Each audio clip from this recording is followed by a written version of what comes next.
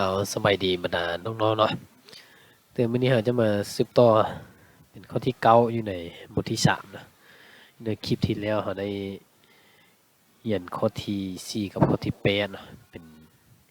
คำถามบทเกอยู่ในบทที่3ฉะนั้นมื้อนี้เรามาต่อข้อที่9เนาะเราเข้าไปเบิ่งนำกันเลยนะเอาขยายพื้นที่ใส่ก่อนนะข้อที่9เนี่ยคำถามบอกว่ารถบรรทุกคันหนึงแล่นด้วยความไวทำอิฐอันนี้คือความไวทำอิฐนะ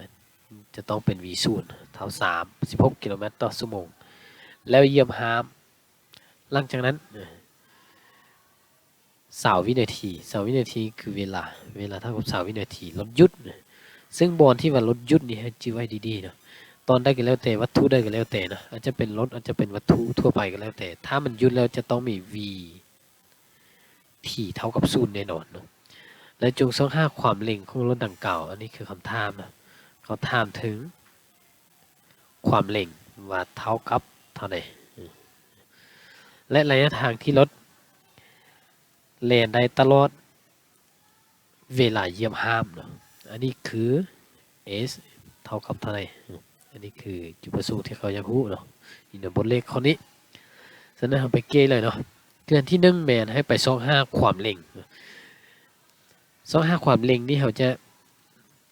2แนวได้เนาะเราก็ต้องไปพิจารณาลักษณะการเคลื่อนที่ของมันเนาะการเคลื่อนที่เขาบอกว่ามันเคลื่อนที่ด้วยความไวทมิตร36กิโลเมตรต่อชั่วโมงและเหยียบห้ามแน่นอนเหยียบห้ามนี่มันต้องลักษณะการเคลื่อนที่ของรถต้องพรแล้วเนาะหลังจากนั้นเวลา20วินาทีจึงหยุดแสดงว่าข้อมูลที่เรามีคือมี v0 มี t แล้วก็มี vt ที่เท่ากับ0ฉะนั้นเราสามารถ2 5a ได้จากสูตรตัวนี้เนาะ2 5a หรือว่าความเร่งเท่าไหร่จากสูตร vt เท่ากับ v0 บวก at มานี้เราก็มี v เรามี vt เท่ากับ0เราก็ได้เป็น at บวก v0 เท่ากับ0เวลานี้อาจารย์พยายามเขียนเบื้องนี้มาใส่ทางข้างนี้เพื่อมันงามมันเบื้องสบายนะนั้นเวลานี้เราต้องการที่จะ 25a เราก็ย้าย v0 ข้ามไปก็จะได้เป็น at เท่ากับลบ v0 ย้ายบวกข้ามไปเท่าก็จะเป็นลบเวลานี้เราทอนเอา a ก็จะเท่ากับลบ v0 หารด้วย t และ v0 อยู่บนนี้เนาะเราจะต้องได้แตกมันนี่จาก36กิโลเมตรต่อชั่วโมงนี้เราแตกได้หนึ่งนี่เนาะวิธีการแตกแม่นมาเบิ่งทางนี้นะจาก36กิโลเมตรต่อชั่วโมง36กิโลเมตรต่อชั่วโมงนี่เราแตกก็จะได้เป็นอยู่เอา36ไปคูณเท่ากับ 1,000 เนาะ36นี้คูณกับ 1,000 ก็จะได้36,000 เนาะและหารเท่ากับ1ชั่วโมงเป็น 3,600 วินาทีเนาะเราก็จะได้ตัวนี้ออกมาเป็น10เมตรต่อวินาทีอันนี้คือการแตกจากกิโลเมตรต่อชั่วโมงไปเป็นเมตรต่อวินาทีเนาะแล้ววันนี้เรามาเทียนใส่เนาะเรามาเทียนใส่ก็จะได้เป็น a เท่ากับลบเท่ากับ10ส่วน20 10ส่วน20ก็จะเท่ากับ 0.5 นะเป็นลบ 0.5 เมตรต่อวินาทีกำลัง2อันนี้คือเราได้ค่า a ออกมาเท่ากับลบ 0.5 เมตรต่อวินาทีกำลัง2แล้ววันนี้เราไปเบิ่งต่อนะ25ระยะทางบัดนี้เรา25ระยะทางการเคลื่อนที่นะเขียน25ระยะทางหรือว่าตัว s เท่ากับเท่าไหร่เดี๋ยวนี้เรามี a มี v0 มี t เราสามารถจากสูตรตัวนี้ 25s นะจากสูตร s เท่ากับ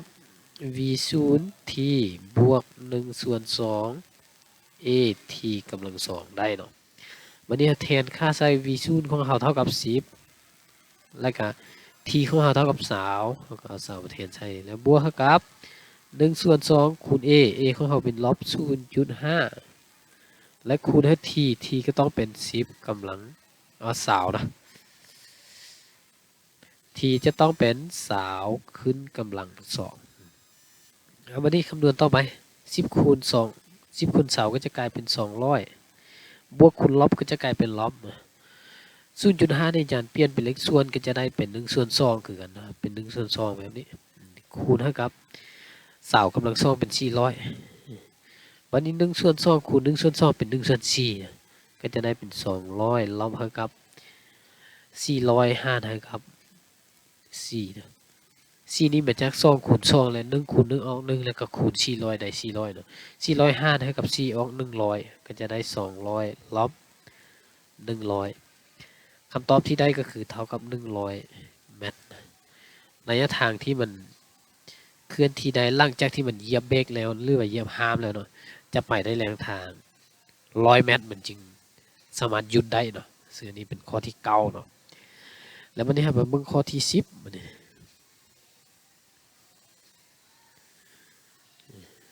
ข้อที่10นี้ คำถามบอกว่ารถไฟขบวนหนึ่งเริ่มต้นเคลื่อนที่ซื่อเร่งเสมอออกจากสถานีด้วยความเร่งออกจากสถานีด้วยความเร่งนะอันนี้เป็นตัว A นะเท่ากับ 0.1 เมตรต่อวินาทีกำลัง2ถามว่าจะต้องใช้เวลาเท่าไหร่อันนี้คือคำถามเขาถามถึงเวลานะตัวที่เท่ากับเท่าไหร่รถไฟขบวนดังกล่าวจึงจะมีความไวเป็น36กิโลเมตรต่อชั่วโมงอันนี้เป็น VT เพราะมันเคลื่อนที่ล่างเวลาไปแล้วเนาะในระยะเวลาดังกล่าวรถเคลื่อนที่ได้ระยะทางเท่าไหร่ก็ถามถึง s คือกันเนาะว่าระยะทางนี้จะเท่ากับเท่าไหร่ซึ่งอยู่ในบนเลขข้อนี้มีจุดหนึ่งที่เขาจะต้องจื้อเนาะคือถ้าเป็นวัตถุใดก็แล้วแต่หรืออาจจะเป็นรถก็แล้วแต่ออกจากสถานีหรือออกจากบ่อนจอดเนาะจะต้องมี v 0เท่ากับ0คือเขานึกภาพบ้างเนาะเวลารถจอดอยู่สถานีมันยังจอดอยู่เมื่อมันยังจอดอยู่ความไวทำอิฐของมันก็จะต้องเท่ากับ0ซึ่งอันนี้เราต้องได้ผู้ติดตัวไปนำเนาะเพื่อเวลาบางคนอาจจะว่าเอ้ยอาจารย์คนนี้มันบ่มี v 0เนาะแต่ความจริง v 0มันบอกอยู่ในปรากฏการณ์ตัวนี้แล้วเนาะฉะนั้นค่าของ v 0เราสามารถอ่านบทเลขแล้วเอาปรากฏการณ์ของมันมาให้ข้อมูลได้เนาะวันนี้เอาไปเกตเนาะ25ที่1เอาไป25เวลานะ25ตัว t เท่ากับเท่าไหร่เขาก็จากสูตรตัวไหนสินะจากสูตรที่มี vt มี v0 มี a มี t เนาะจากสูตร vt เท่ากับ v0 บวก a คูณ t เนี่ยแล้วทีนี้เราต้องการ t เนาะและเรามี v 0เท่า0เมื่อ v 0เท่า0แล้วเราก็จะได้สูตรที่เลือกคือ vt เท่ากับ at เนี่ยวันนี้เราก็ทวน t ตามที่บทเลขถามได้ vt ส่วน a และ vt ส่วน a นี่เราจะเทียนเราได้เนาะ vt อย่าลืมเนาะหน่วยของมันต้องเปลี่ยนจากกิโลเมตรต่อชั่วโมงไปเป็นเมตรต่อวินาที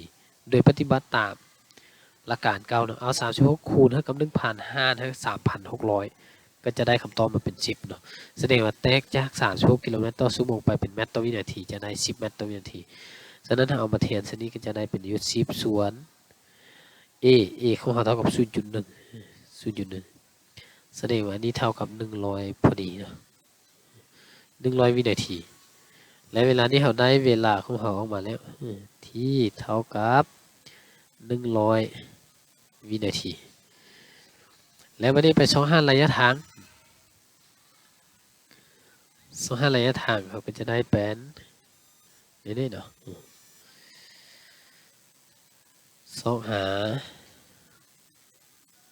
ระยะทางหรือว่า s เท่ากับเท่าไหร่นะเขาก็สามารถจากสูตรตัวเก้าเนาะที่เขาเกี่ยวเนี่ยเขาผ่านมาจากสูตร v เอา s เท่ากับ v 0 t บวก1/2 at กำลัง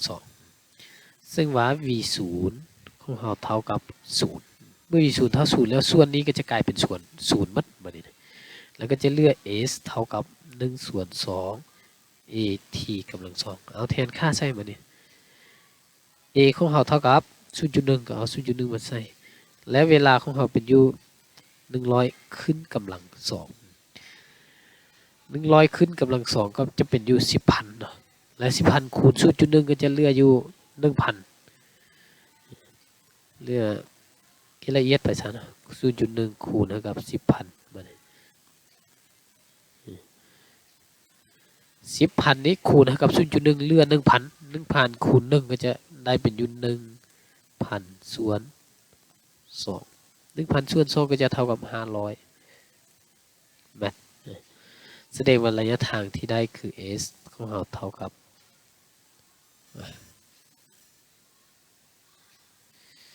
มีพื้นที่อีกหน่อยนึงก่อนเนาะ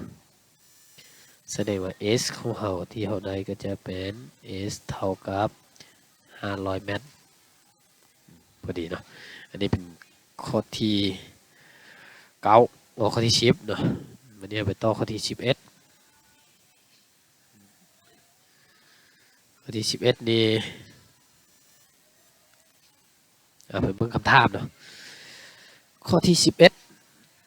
คำถามบอกว่ารถคันหนึ่งเริ่มเคลื่อนที่ซื่อเหล่งเสมอจากบ่อนจอดเนี่ยบ่อนนี้เนาะลักษณะแบบนี้จื้อไว้เนาะถ้าจากบ่อนจอดหรือว่าจากสถานีตอนใดแสดงว่าซึ่งที่เฮาได้ก็คือ v0 จะเท่า0ทันทีเลยเนาะภายหลัง20วินาทีอันนี้เป็น t เท่ากับ3ความไวเพิ่มขึ้นเป็น36กิโลเมตรต่อชั่วโมงอันนี้เป็น vt ถ้าว่าโดนปันได้รถคันดังเก่าจึงจะมีความไวเป็น54กิโลเมตรต่อชั่วโมงนับแต่เริ่มต้นเคลื่อนที่จือไว้นะตัวนี้เนาะสำคัญนะเนาะนับแต่เริ่มต้นเคลื่อนที่ลักษณะการเคลื่อนที่จะเป็นแบบนี้นะมันออกจากบ่อนโจทย์ v0 เท่ากับ0แต่หลังจากนั้นมันเคลื่อนที่ไปได้ระยะนึงแล้วเห็นว่าหลังจาก20วินาทีนี่นะเห็นว่าความไวของมันเพิ่มขึ้นเป็นอยู่36กิโลเมตรต่อชั่วโมงอันนี้เป็นช่วงระยะที่มันใช้เวลา20วินาทีแล้วเดี๋ยวนี้เข้าไปถามว่าเวลาจะเท่ากับเท่าไหร่มันจึงจะมีความไวเป็น54กิโลเมตรต่อชั่วโมงโดยนับจากจุดเริ่มต้นมาหาจุดที่มันมีความไว54นะฉะนั้นเราสังเกตการเคลื่อนที่แบบนี้จะมีอยู่2ส่วนส่วนที่1คือส่วนนี้นะและส่วนที่2คือส่วนนี้ฉะนั้นบนเลขที่เป็นอย่างนี้เราเลือกพิจารณาเป็นส่วนและส่วนที่1เข้ามาเพื่อนั้นส่วนที่1เป็นเข้ามาเพื่อเราสามารถหาความเร็งแล้วนำเอาความเร็งที่ได้นั้นไปหาระยะเวลาอยู่เลยส่วนที่2ฉะนั้นเราสามารถหาความเร็งจากส่วนที่1เนาะหาความเร็งจากส่วนการเคลื่อนที่ที่1จะได้จากสูตรวิธีเท่ากับ v0 บวก at เนาะแล้ววันนี้ v0 เท่ากับ0เนาะอยู่ในส่วนการเคลื่อนที่ที่1นี้เราก็จะเลือกเป็น vt เท่ากับ a คูณ t วันนี้เราต้องการเอา a เพื่อไปนำใส่หาเวลาอยู่ในส่วนที่2นะเราก็จึงทอนเอา a เท่ากับ vt ส่วน t แล้ววันนี้แทนค่าใส่ vt อยู่ในส่วนที่1แม้น36กิโลเมตรต่อชั่วโมงนะแล้วเราจะได้เป็น36กิโลเมตรต่อชั่วโมงแตกไปเป็นเมตรต่อวินาทีก็จะได้10เนาะ10หารให้เวลาเป็น20แสดง10หาร20ก็จะได้เป็น 0.5 เมตรต่อวินาทีกำลัง2แสดงว่ารถคันนี้เคลื่อนที่ด้วยความเร็วเป็น 0.5 เมตรต่อวินาทีกำลัง2วันนี้เราได้แล้วความเร็วเอานำเอาความเร็วที่ได้นี่เพื่อไปใช้ในการหา เวลาที่จะใช้ให้เคลื่อนที่และมีความไวเป็น54กิโลเมตรต่อชั่วโมงเนาะเขาก็เขียนว่า2หาเวลาเท่ากับเท่าไหร่เพื่อให้รถมีความไวเป็น54กิโลเมตรต่อชั่วโมงซึ่งอันนี้อย่าลืมว่าคิดไล่ตั้งแต่เริ่มต้นเนาะถ้าตั้งแต่เริ่มต้นคือ v0 ต้องเท่า0คือเก่าเนาะฉะนั้นเราก็มาจากสูตรตัวเก่านะจากสูตร v ที่เท่ากับ v0 บวก at และ vt ตัวนี้ในเป็น vt อยู่ไสเนาะ vt ตัวนี้ต้องเป็น vt สุดท้ายตัวนี้เนาะและวันนี้54กิโลเมตรต่อชั่วโมงนี้เขาแตกไปเป็นเมตรต่อวินาทีนี้จะได้อยู่15เนาะ15เมตรต่อวินาที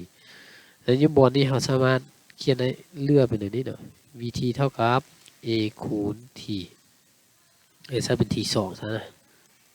แล้ววันนี้เขาทวนเอา t 2เขาก็จะเท่ากับ vt หารด้วย a เอาแทนค่าใส่ vt ของเขาเป็นอยู่15หารให้กับ a ของเขาเท่ากับ 0.5 มาเลย 0.5 15หาร 0.5 ก็จะออกอยู่30พอดีเนาะจะเป็นอยู่30วินะเราได้เวลาที่2หรือว่าที่2เท่ากับ30วินาทีซึ่งเป็นเวลาที่รถไซค์เคลื่อนที่ให้มีความไวอยู่ที่54กิโลเมตรต่อชั่วโมงนับจากจุดเริ่มต้นเนาะนับจากจุดที่รถเริ่มเคลื่อนที่เนาะ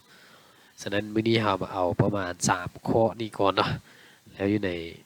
คลิปต่อไปเราจึงค่อยมาเบิ่งข้อที่12 13แล้วก็14เนาะ